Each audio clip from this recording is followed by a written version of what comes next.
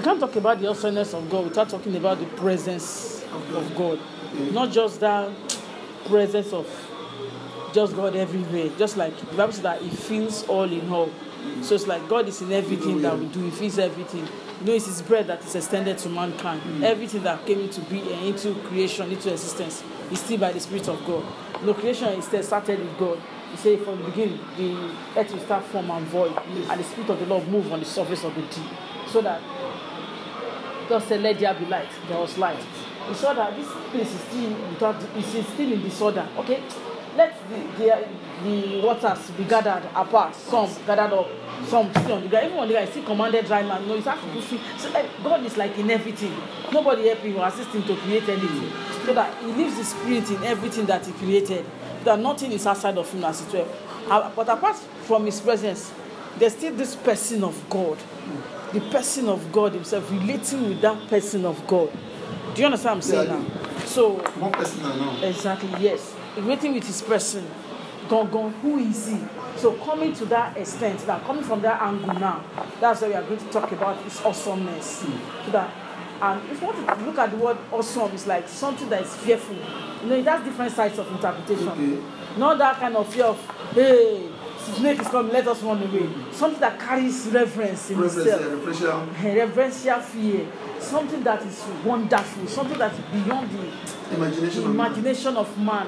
Something that is too glorious to behold. So it's like, if God is not saying that, talk about the awesomeness of God, it's like He wants to drive, He wants it to be taken home, as in taken to the fullness of our consciousness that I'm God and I'm awesome in all my ways. I'm full of awesomeness in all that I do. Everything I do is wonder. Because God Himself, the Bible said that as far as the heaven is from the earth, so are His thoughts from our thoughts. So it's like, there's nothing God can do then if His thought is very far away from our thought. That will not be awesome to us as man. It can never be something we are used to. I've been privileged to have several dimensions of encounters with God. And yet, in all the encounters, I've not been used to God. It has not been something I'm used to. God comes in several ways. And they are not something you are used to as man. If it appears as if you are getting used to a particular pattern, God will change it. Before the devil turns it to a religious routine for one and manipulate it. Before, whenever I offend God or I'm not getting something right, I'll have a severe headache. That headache, you know that you are not stressed up. You are not stressed yourself out on anything. And the headache will begin such a way that it will be like just kick and start, not gradual headache. I'm in trouble with God. I begin to pray until I know what I've done and ask for mercy and make amends. Something I'm still hearing about, I'm still committing error about. But for the past 2 years, I discovered that when the presence of God was strong around, I've been having serious headache. Not only when I offend again, so that when I offend, I'll now have the resistance in His presence, and now there's problem. Lord, what have I done? She understands me, sir. So that's just it. God is rich, is beautiful in all this way. So that it's like, and His beauty, if He decides to reveal the glory of His presence, sometimes one is short of words to explain or express oneself.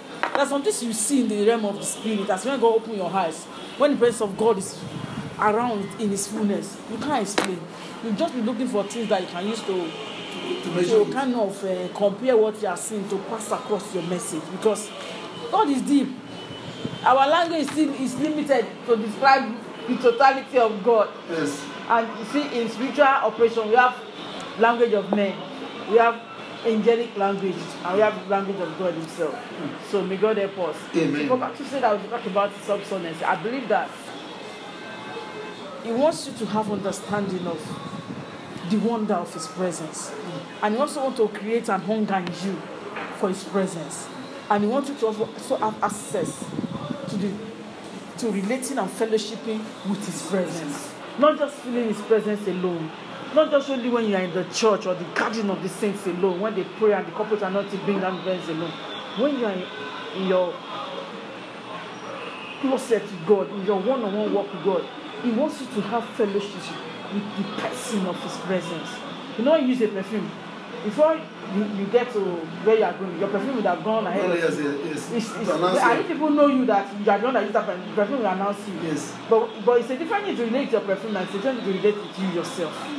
So it's like there's this presence of God is around here, but there's this presence of having contact with God Himself, relating with that God Himself in His person. So it's like He wants us to kind of come with that understanding that I'm awesome, and I'm also in normal way.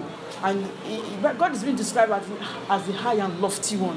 He's the only one that has the right to exalt Himself and be exalted. Any man that exalts himself, come now. Because He was more than that. He created all things. Nobody created Him. She did not have to be exalted. If God is full of Himself, He wants to be full of Himself. And yet, you can still see humility in the ways of God, in things of God. But when He also comes out in the fullness of the pride of who He is, nobody can stand. You have to see that for mountains and hills, they melt like wax before Him. Mountains, they skip like ram. So it's like God is mighty. If He decides to show His wonder, everybody be afraid. Nobody come near Him. The first time I've encountered the presence of His person, then I've not yet received calling, but I've started being mentored, like just like this. Yes. I've had a spiritual mentor already in my life that was already teaching me. But it's like since the early stage of my mentorship. And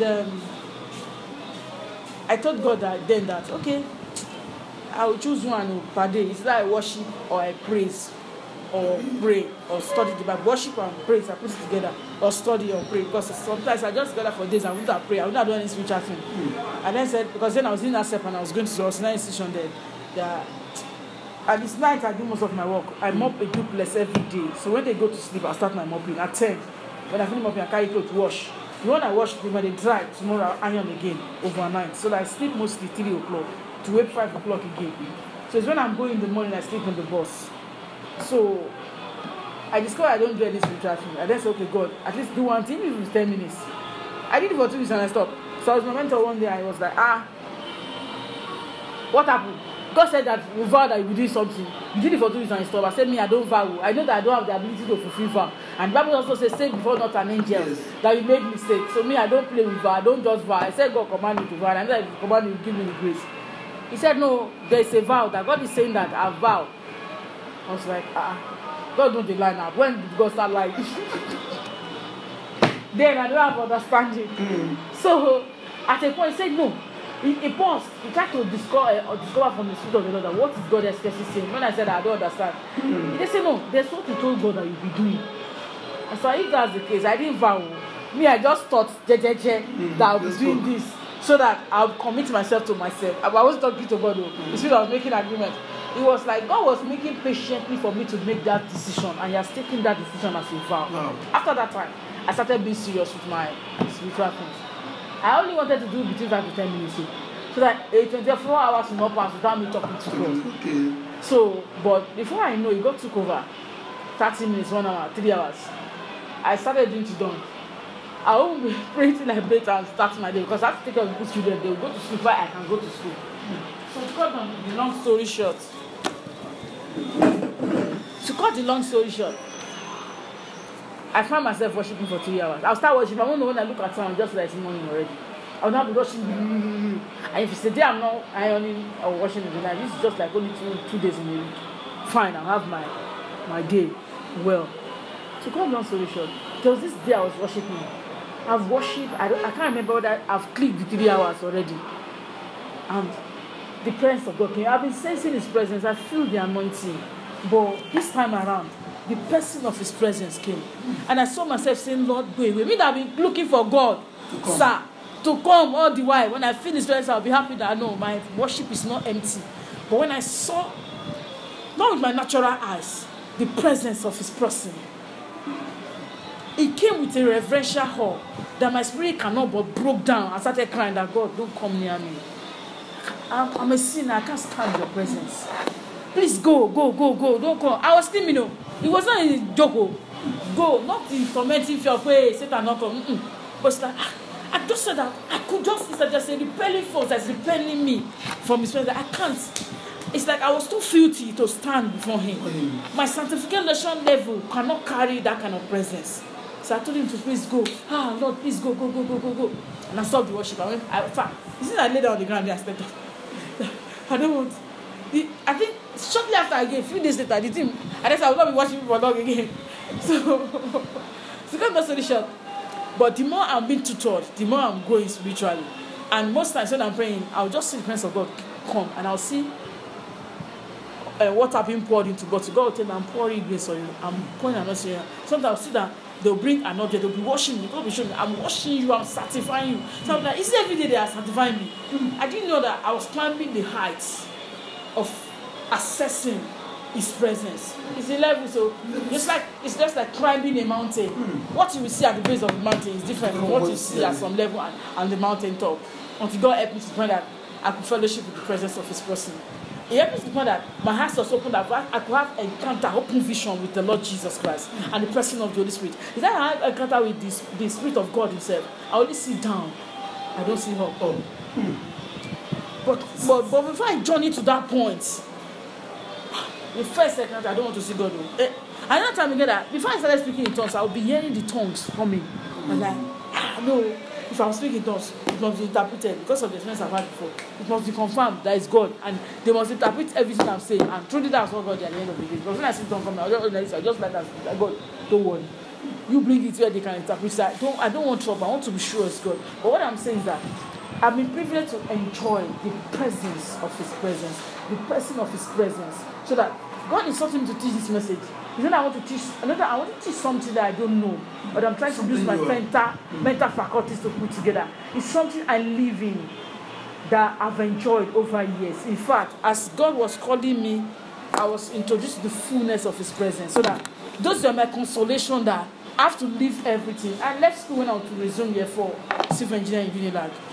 I finished last OMD, then I used my result as a head entry for Unilag. But it was timing because it was 10 years after I left secondary school that I went to Unilag. 7 years after I went to Polytechnic because I was looking for sponsors. I went to do outside. But glory be to God, it's just that timing that I entered school that I met the mentor that God used, is my spiritual father. I'm older than him. But when it comes to spiritual things, there's nothing like age. It's divine placement. And I thank God for the grace to follow too. Because I wasn't seeing that. I was seeing that someone God said, sent to me. And I was able to grow by the help of God. And as I was entering into the call, I was ushered into the fullness of praise. I've already started having an encounter with Him. But it's as if I was thrown into a river of His presence. That as every moment, it's as if I need to even pray to be delivered. I used to say, God, can I go outside so? Because before you know it, I'm seeing something different from other people.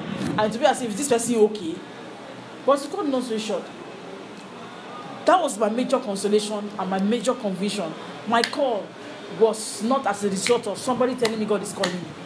I love education. That's as I went as far as junior side because I vowed I would never prostitute. Though I was a religious Christian when I vowed in, but I thought I was the holiest Christian. Yes. And I used to curse myself that if I fall pregnant and commit abortion, I should die with it. I just want to commit myself that I don't want to live a wayward life. Because, fine, I was born with a silver spoon, but I find myself in slum areas at the end of the day, when my father was no more on the scene. So, and I don't like the people who live there. You see a beautiful girl tomorrow, you don't get belly, not tomorrow, she looks old. Before you know it, she's selling or hawking one thing, and that's the end. I was like, I was not raised in an environment like this. I did not bargain for this in life. I only find myself here because of one situation or the other. But I'm not going to end here. This is what I used to tell myself. I'm not going to end here. I'm not going to end here. And that made me also to align myself with the church very well. And was like a church girl, although I don't know God that time. Although I was looking for it, but I don't know. But it still hurts me in the days of my ignorance. Yes. Till I met someone that can take me to God. She understands that. So, fellowship in His presence was my consolation. Because I was seeing God like normal things. So I don't need to labor for long. He will just come. I don't need to think, God, where are you? He will just come. So it's like, at a point, God told me one thing. Before I received the call, the early stage when His presence was coming, I was running away. The day I was praying that, He told me, Shewa, today I've given you access to my presence. You can go in and out and find pastor in my presence. You don't need to labor. You don't need to knock for long. You can stroll into my presence. But I didn't have understanding of the fullness of that word until when I started seeing that operating in my life. And that's the time again. He came again and made me to see that it's like I would dwell in His presence all the days of my life. That is given as a grace, as a privilege. So this thing I do now, I didn't give God any special certificate. I didn't do anything. Why should I? But I discovered that, okay, the nature of my call will put me in that shoe too. Because God is saying that I called you as a reserved prophetess unto myself to minister to me. like a priest of my presence. So that, what am I listening to if I don't have a encounter with his presence? I'm listening to the words or what? I don't know. He said that's what my calling should take. But he helps me even when I don't know anything. It's from the encounter of his presence I started learning about God. Before I started leading to even the scriptures, to learn about God. Fine, I've heard people preach. I've heard preaching of God from the scripture, but I don't have revelation. I only have information. It's when I encounter the presence of his person that I started having revelation. That's when the word made meaning. More meaning, sir.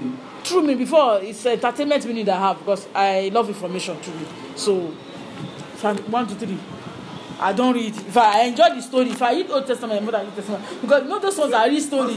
How this person live, how this person take over, how this person continue, how they sin, how God stole them, how another king came that don't know God. I was enjoying the Old Testament. The New Testament that I read is the birth of Jesus till his death. You see Apostle Paul epistles, I don't read it. I don't used to understand. But when God came, everything has meaning. And I started having revelation so that when we encounter the presence of God, it opens us to a word of God himself. It announces us to the word of God himself. It gives us the divine ability to function in that word, in God.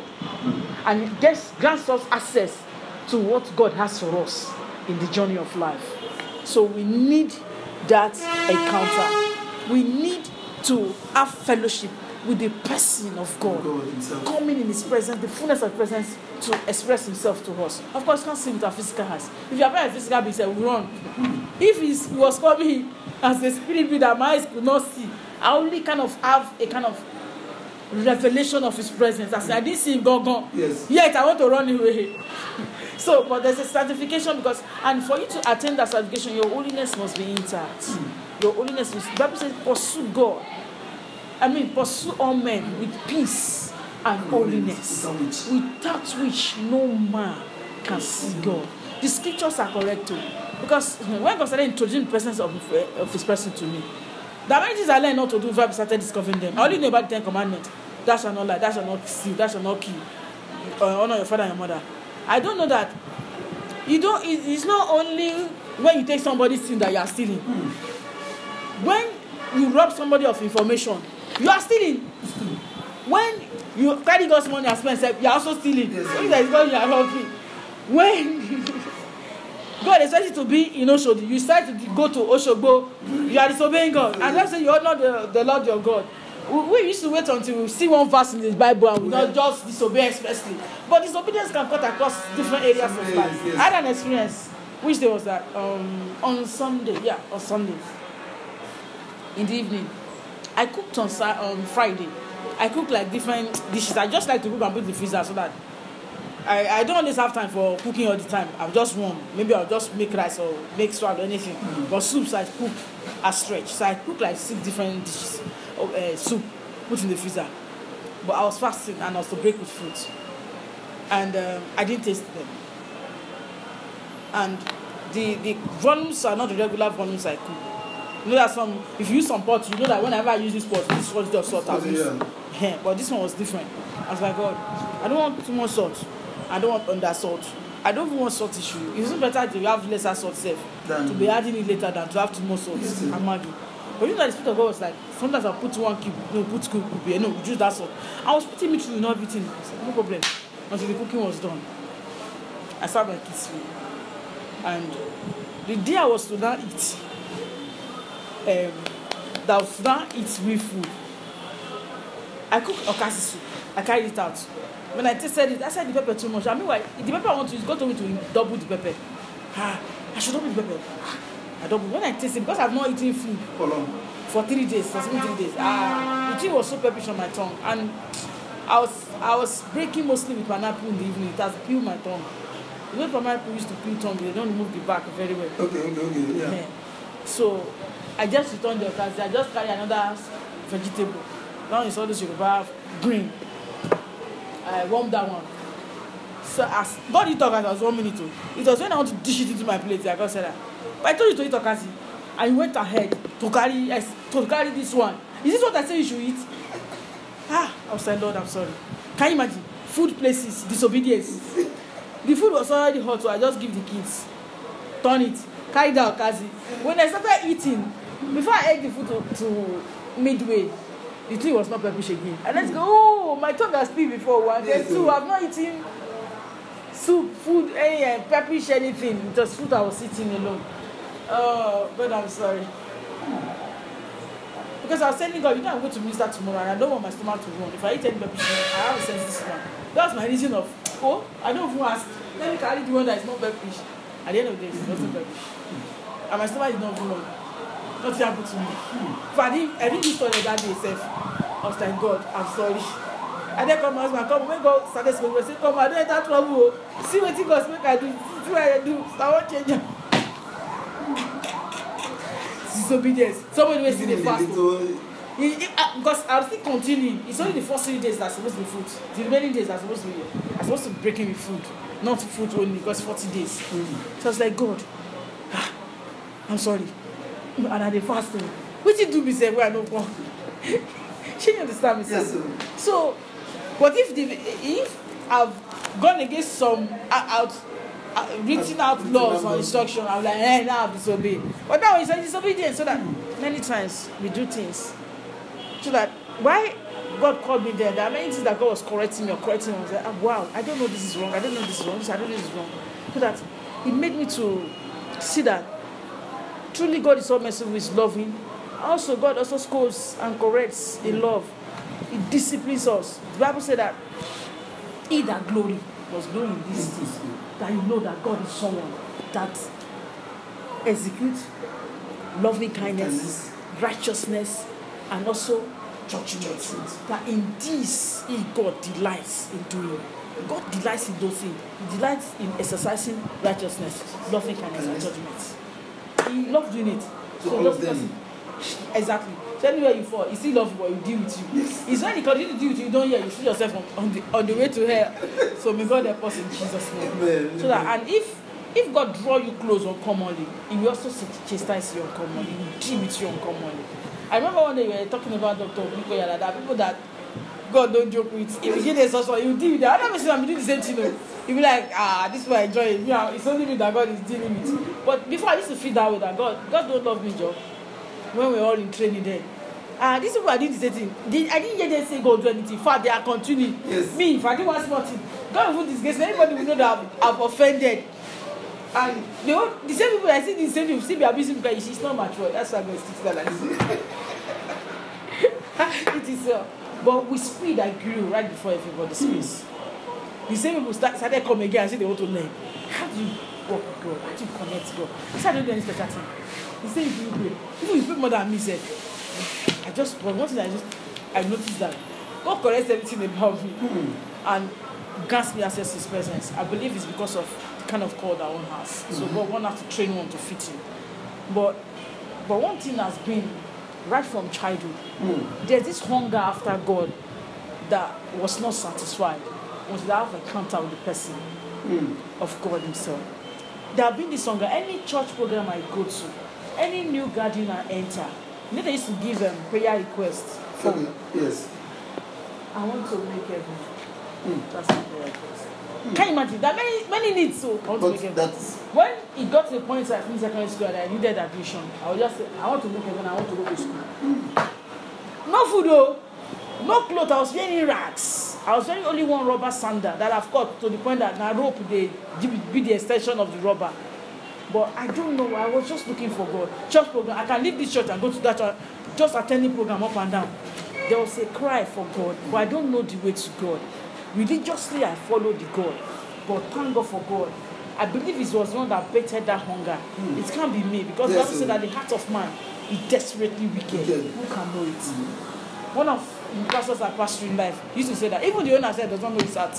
He's so wicked that even you don't know. It is well. That's why I'm saying that I, the Lord, that search the heart, I try the reins. The part that we cannot see, the inward part of our being, God sees everything and will tell us this is who you are. So may God help us in Jesus' name. Amen. So the awesomeness of God's presence is that word also is different from the awesome of physical things that we say. It's so awesome that it's awesome in itself. Yes. To describe. It is so. May God help us. And God told me something. He said, those that don't reverence my presence don't see my fullness. Those that don't reverence my presence They don't see my fullness.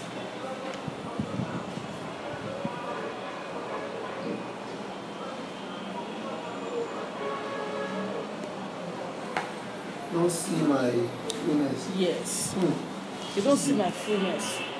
Yes, there's this scripture that said that you shall climb into the holy hills of the Lord. He that has a pure heart and a clean hands. I think, and clean hands, and that's the book of Psalm. Psalm. That scripture does pop up in my spirit now. Let me check. Let me use this one. Let me check Psalm 11 first. Let me check Psalm 11.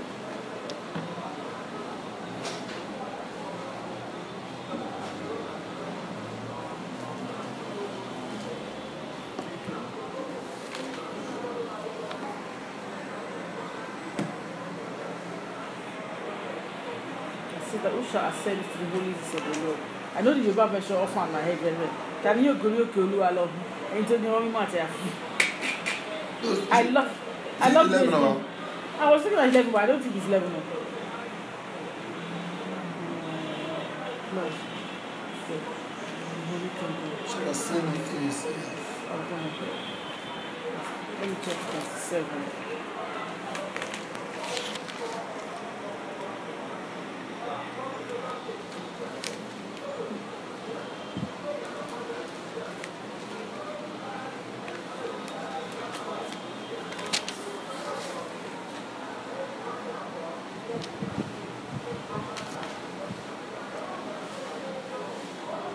Not 27. Okay. Let me come back to the front. Let's not too far.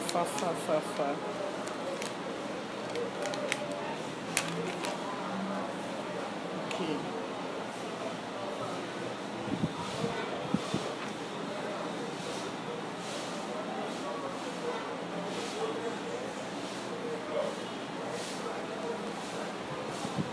Blessed be God.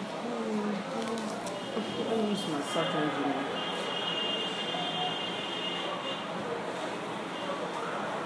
And it's a psalm I always come across. Why is that? I didn't remember what it is now. It's 24. It's 24. 24, 36. And 24 was coming to me. I said, it can't be 24. See me, I said, no, because not going to be 24. Because 24, it is... the yes is thereof, the full yes thereof. I don't want in my head. Okay, it's Psalm 24. Okay. Let me read from verse 3. Okay. Who shall ascend into the hill of the Lord? Or who shall stand in his holy place? He that hath clean hands and a pure heart, who hath not lifted up his soul unto vanity, nor sworn deceitfully, he shall receive the blessing from the Lord and righteousness from the God of his salvation. This is the generation of them that seek him, that seek thy first, O Jacob. Selah means pause here and meditate on this matter. I don't know that it's Selah in your Bible there. Yeah, that's what it means. Selah, yes, means pause. Meditate on it. This is the congregation of them that seek him and seek thy face, O Jacob. Lift up your head so you get okay, I've lifted up your everlasting doors. Yeah. So who will ascend the holy hills of the Lord? I said that holy hill is not that you want to go and climb one physical mountain. Who will ascend into the presence of his presence, into the holy place of the Lord? You know, that's just like I said that the revelation of the person of his presence itself is like climbing a mountain that in level. So it's like as you go higher in your sanctification, the higher you encounter, the deeper of the presence that you encounter, not on shallow base. So it's that's an example of that holy hills. So not just physical, that physical mountain they used to come and go up and Masana alone. Now those ones are shadows of the things to come. She understand me, sir. Yes. So may God help us. Amen. Let me note this. Psalm 24. Yes.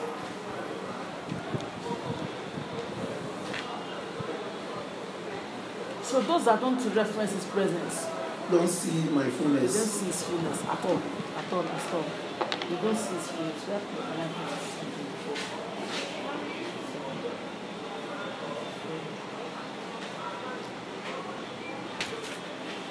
Verse 3 to 6.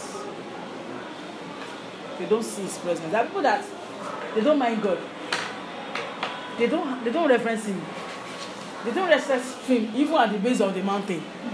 Even the omnipresent presence, they don't reference him. They don't give them to God. They don't treat the things of God. They don't tremble at the word of God. The word of God does not make meaning to them. So it's hard for them to have an encounter. There's a state of heart you will be. There's a level of sanctification. There's a holiness life that is required. Just like the Bible said that he that has a pure heart. And I'm coming. Is Yoruba on that level? It's only a woman more pure hands at Ayafufu and holy heart. Don't mind me. Let me see the English again. he that has clean hands and pure heart. Me more Atifufu. They are both pure Yoruba. You know, all this language thing, interpretation. Okay. So because I love the way those elders used to quote it, that's the person that will climb the hills of the Lord. Israel. Don't mind me. That's sometimes those language used to drive home something very well. Israel. So at that point, God told me, said, the fullness of God is the totality of God. Yes, the fullness of God's presence. Supposed to be of God's presence, yeah? The fullness of God's presence Is the totality of God. Of God. In person. In person. Yeah, the fullness of God's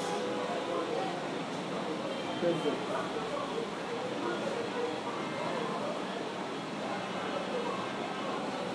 The totality of God in person.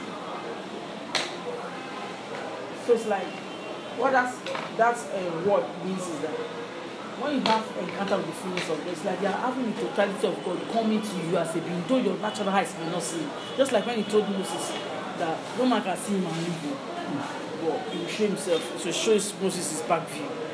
So it's like Moses too is someone that encountered the presence of God, the fullness of his presence. You see that when Moses came out of the temple, the people could not look at his face. The glory of the Lord covered him.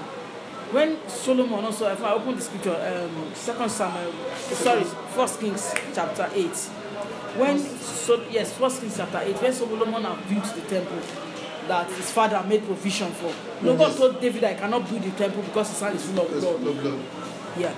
So it's in chapter 8, 1 Kings chapter 8. That's Solomon built the temple. But it's from verse 10 that from verse 8 it's about the construction and the fixing of the temple. Okay. But from verse 10, the day of the dedication of the temple, from verse 10, and it came to pass when the priests were come out of the holy place that the cloud filled the house of the Lord, so that the priest could not stand to minister because of the cloud, for the glory of the Lord had filled the house of the Lord. That cloud was a symbol of his presence. You know, they don't have the Holy Spirit within, so they were not except the few that God chose to work with. It wasn't easy for them to be caught up in spiritual things, so that cloud was a symbol of his presence to them. Could not minister. It still happens nowadays that sometimes they used to take over a service. The man of God will not be able to minister. Will not be able to minister, and the power of God will take absolute control. So it's real. And another point. God told me, said, the display of my awesomeness. The display of my awesomeness. You can put of God's awesomeness. Is evident in his presence. The display of God's awesomeness is evident in his presence. is evident. Evident in his presence.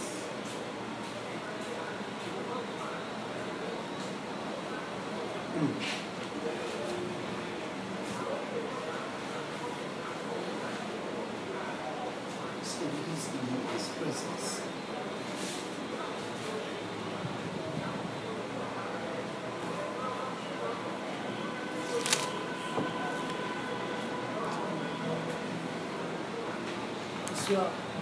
So, just like I tried to explain at the beginning of the message, that when we want to talk about the awesomeness of God, You can't do without talking about the His presence of God. Yes. Because it's when you have a encounter with the person of His presence Himself that you can have an idea of what the awesomeness can be. That's why you can have the revelation, the rema, not just hearing about it, as in experiencing it itself. Do you understand me? Yes. So when you see that the display of my awesomeness is evident in my presence, like when you encounter His presence, you can see the awesomeness of God in reality. Not only in things that He has created, but in reality. It's so great that what can I explain? So one thing is that the most important thing that what should have encounter with the presence of God. Very, very important.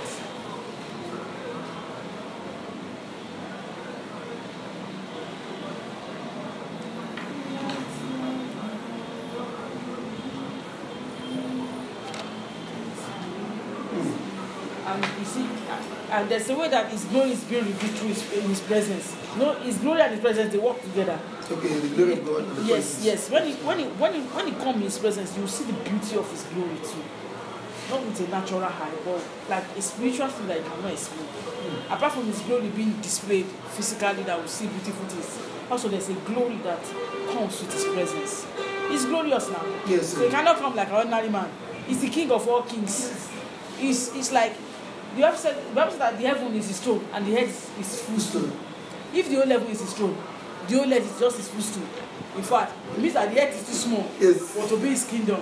Yes. It's just where He put His leg now. Yes. So it means that His kingdom extends beyond the earth. And the Bible said that He's God. He fills all in all. So from eternity to eternity, He's God. He does not have beginning, does not have end. He knows the end of the thing from the beginning. That's what makes Him God. That's one of His qualities of His awesomeness. Because no man can tell you the end of the thing. Even with visions, you only say that vision, the parable. You may not tell us the details to that end, but God can tell us the details to that end. And if He's the one that gives grace of vision, if He sees vision and sees all spiritual gifts, nobody will be able to do anything. So we will not know the next 5 minutes. It's well, God help us. Amen. So another scripture I want us to look at is Psalm 16, verse 11. Psalm 16. Verse 11. 60 what? 69? 16. Psalm 16, verse 11. You know, the Bible says that in the presence of God there's fullness of joy. Yes. And it's right hand. Yes. Okay. Thou will show me the path of life. In thy presence is fullness of joy. At the right hand there are pleasures forevermore. Forever. So it's like the presence of God is so awesome that He carries joy. He carries everything. There are times that when I'm in an encounter, I used to forget about everything that is happening to me, everything that is right or wrong, everything. It got to a point, sir, that I don't feel like relating with people again. I just want to be blessed with God again. So after a while, a long while of getting me to understanding of relating with His presence, and I've been helped to that platform. One day God came and told me, you know what? You have known how to dwell with God now. I want you to begin to learn how to dwell with me. I said, no, I don't want to dwell with any man. With you, I want to dwell with. He was like, no, I'm sending you to them. I said, no problem. When you say no, I can't tell them. But come back. I want to tell your person. I got to know. You have to learn how to dwell with me. When I had encountered that, we were told to pray a 3-hour prayer. Past punishment too. I don't know that I've shared with you before that. My spirit was taken to heaven. Have I shared with you before? Wow. Our pastor, the pastor I was with them. He has this culture. Whenever I say in Jesus' name, we must say amen. None of those sleepy amen. Sharp fire amen. So that even when he say Jesus' name 50 times, he must say the amen. So there's this good day he came and said in Jesus' name. Few people said amen. And very weak amen. He was angry. He wanted to water his statement and he kept quiet. Then he left. Immediately left. The Spirit of God spoke to somebody, one of us, and said that your mentor is angry. And that word that wanted to come out of his mouth, that he twirled, was a curse. That he returned it does not mean that verdict has not gone in the realm of the spirit. Because words, it has been processed from the spirit. Yes, it has been processed, yeah. That's why God said that we judge about the intent and everything. That God, you have to judge the intent, out of it and stuff like that. We judge everything, both inside and outside. And outside. Yes, sometimes so God told us that we should all contribute money and get something or sow money to him. We should touch his heart so that he can bless us. So we all did that before he came. When he came, pastors, those that already pastors, presented it to me. It was like, wow, that God is right. Actually, he wanted to release a word that was like a judgment against us. But quickly he said, let me not cause the same people that I'm lazy. But that God came to tell us that verdict has gone is a high level wisdom, that truly verdict has gone.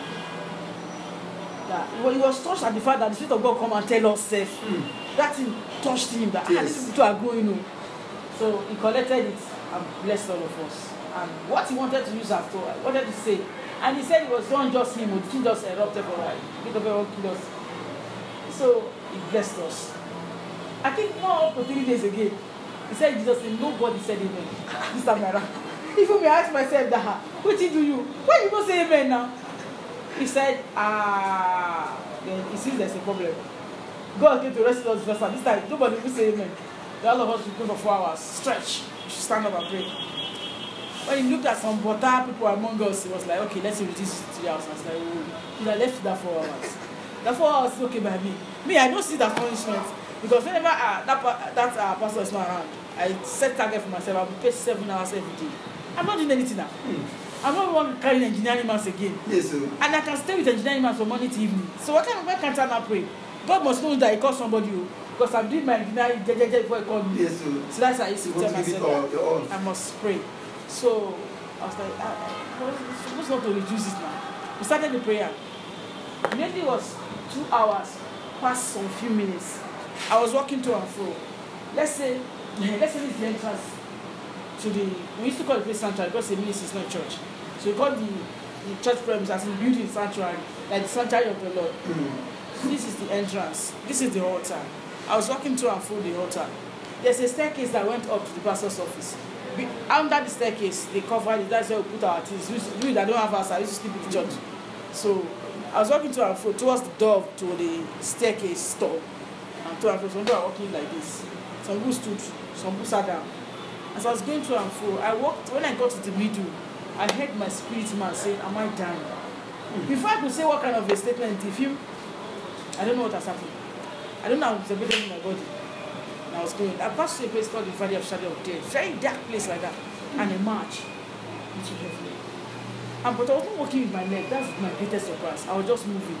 I said, no wonder, on the last day, we'll be moving. People, they go ahead, they'll just move. If you say our leg, they'll be a little in heaven. You will say, I no go. Angels will target, they don't go give. But there's a mystery that will carry people to their destinations. And that movement was like the speed of light. It was very fast. I got to a point, I said, I've seen the throne of God before me, that is there, yet I was not touching it. And I was still going, yet I was not touching it. I was trying to like, angels should stop me. Nobody should turn me back, because now I heard this is where I want to stay. I want to stay in the presence of God. I want to dwell in the presence of God, where there's no iniquity, where there's no unrighteousness, where there's no wickedness, where there's no this. I was just listing the wicked thing that man does. And I said, I don't want to dwell on earth again. Where there's this, where there's that, I was shouting that till I got to a point. I stopped. Now I didn't know that if I pass that phase, it's a full transition. And the Spirit of God started talking to me. The glory of His presence was so much that I looked at it, I know if He said this is what I saw. It was too much for my spirit man eye to behold and to explain. I can't say He said it like this or like this. So, yes. I can't say, she understand me. Yes. I was saying the glory was radiating so strong. In fact, I was happy that at last I don't come here. So, I went God was true. And they said, so let me now enter my rest. God said, no, you're not entering rest. It's not your time. You have to go back. I said, I don't go back home. This is where I want to stay. God told me that people that have positioned you for in the journey of life, that when you have some kind of delicate situations and problems, it's you that I will use to rescue them. So you have to go back. Through that, I look towards my right. I see the line of people. Some are among us that are praying, that I've not even known, I've not had anything to do with in life, that are both in under training. Some are gone ahead of me, some are my contemporaries, some are just coming. And people I don't know at all. But I said that when they come and stand the same level as I am, I will see that timing of their life, I will see the problem. I will not pray. Next, I will so I finish praying with them, I speak for them. I said, but I don't before all of them. When they reach those levels, the angels will help them. Let me enter my rest. He was like, you're not entering your rest. When he was done telling me what he wanted to tell me, I just said I was turning back. No hand was touching me. I turned back. I started throwing my legs around. When you carry a child away from something, they say, I said, no, I'm not going back. There's enmity on it. Then I was screaming and shouting. I was going the same way I came. But in the process of going, the Spirit of God spoke to me and said, Shewa, go and endure the earth. The earth is not easy. But go and endure the earth. Endure the earth until I come for you. And no man will be able to take your life until I God come for you. And I emerge again that place that they call shadow of death. And I march into that premise where we are praying. And I was looking at my body on the ground. At that time, I was no more in the middle. I was leaning on the door of that small store that they do small, all those like plywood stuff. My face was full of tears. Whether I was shouting or I was crying, I don't know. And Kata said everywhere. So, and I looked at some people that were praying that I don't know I was going to minister to later in future. I looked at their faces, they were still praying up and down, going, speaking of. I said, see these people. It's because of them that God did not allow me to enter rest. And I eased. If it spirit safe, man wicked small. I eased in that spirit set. And I was looking at my body that no, I don't go. As I was in busy there, I just saw the other okay. It took me, forcing into my body. And my body vibrated. In fact, Vigo was shaking. When I came and I saw cut everywhere, my face, I was ashamed of myself. And I go, sorry, I don't want that now. How? What was I saying that kind of nonsense?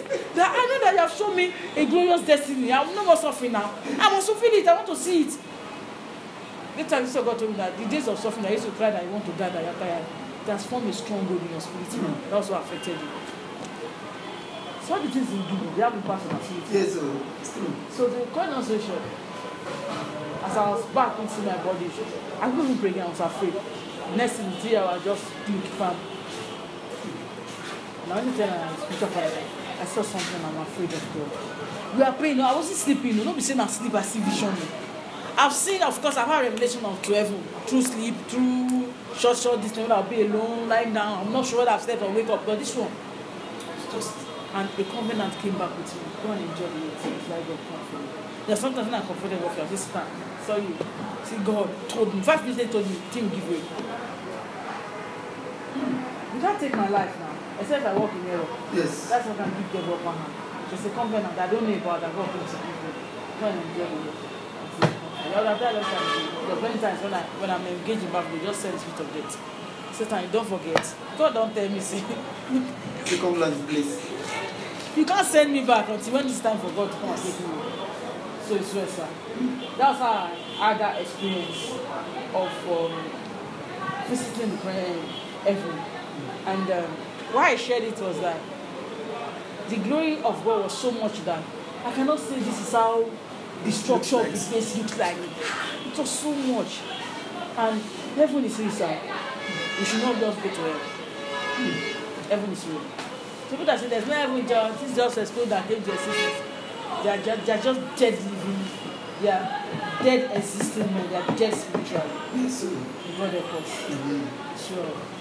So that this scripture that says that in the presence of the Lord, the sweetness of the joy, and at his right hand are pleasures forever. So that it's right in his presence that the encounter took place and took me to heaven. The pleasure I got is a covenant of not dying by the hand of any spirit or human being. She understands yes, that? So that I don't see prayer as a threat. I don't see prayer as I see prayer as opportunity to connect again with God. Whenever we are doing prayer rehearsal again in the ministry, then I was told, I don't see it as yes, I actually release my spirit to worship and I have an encounter. They will be looking at me again. You see, God will come mightily on me. In fact, sometimes the yes, I will talk to Azusa. She understand me, sir. Yes. Yeah, so I don't see it as best. I used to say, that's what you did. I say, I set my heart to see God in everything that I do. I don't take the answer for the answer. Some people were seeing that prayer as punishment. Me, I see that opportunity to meet God again. And I met with God. Can you imagine, sir? Now punishment to have encounter to them. But I didn't see that as punishment. I was like, why did he do this? Now, sometimes I'm supposed to do, because when pastors are around there, you can't just have your time to yourself. You want to teach us, you want to send us an errand, you want to do anything, so that I may not be able to pray 7 hours stretch. Most of the time I won't be able to pray 7 hours stretch. So, like, let God knows because of my drive there.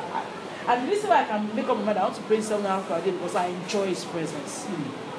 I am not just feeling goose pimples. I'm not just feeling the warmth of His presence alone.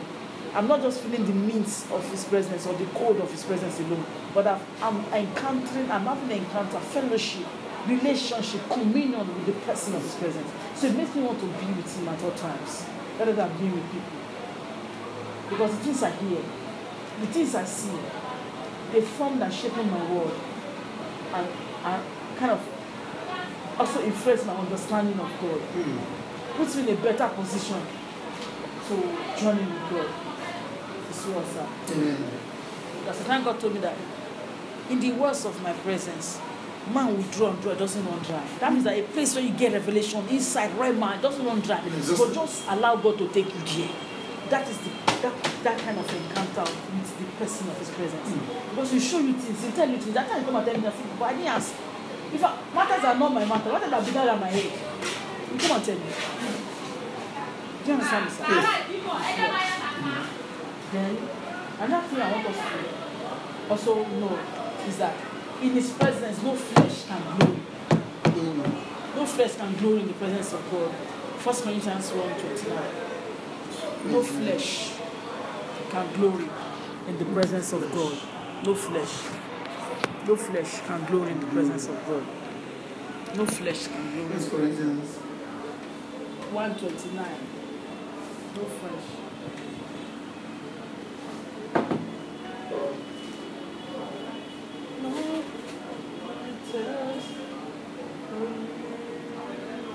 Yeah, 129. That no flesh should glory in His presence. In His presence, no flesh.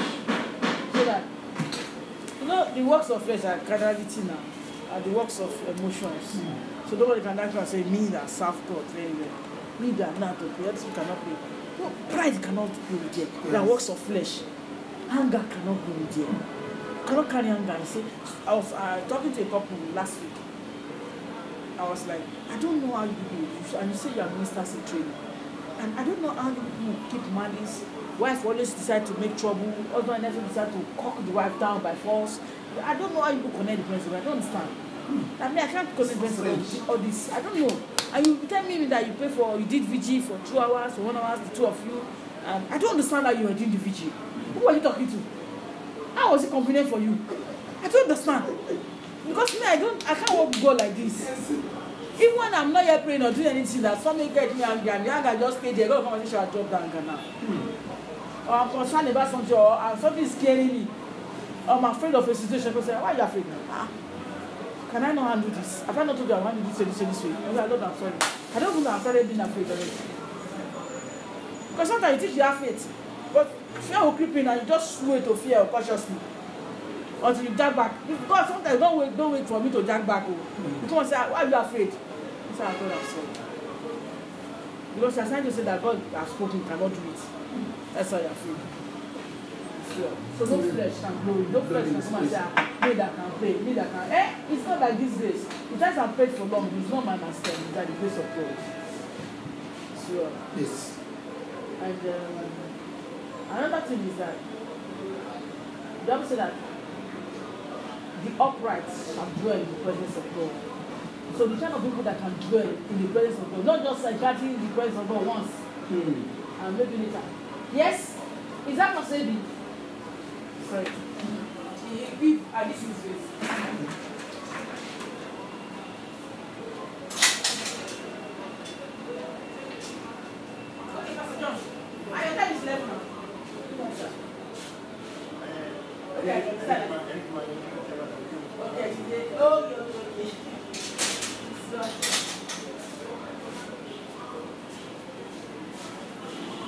So, Psalm 140 verse 13. Your prayer shall dwell in the presence of In the God. presence of God, yeah. Psalm 140 verse 13.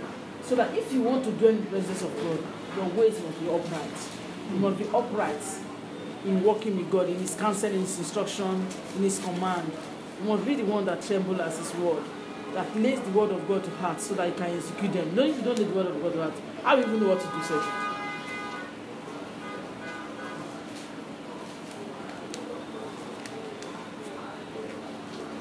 Psalm 140 verse 13.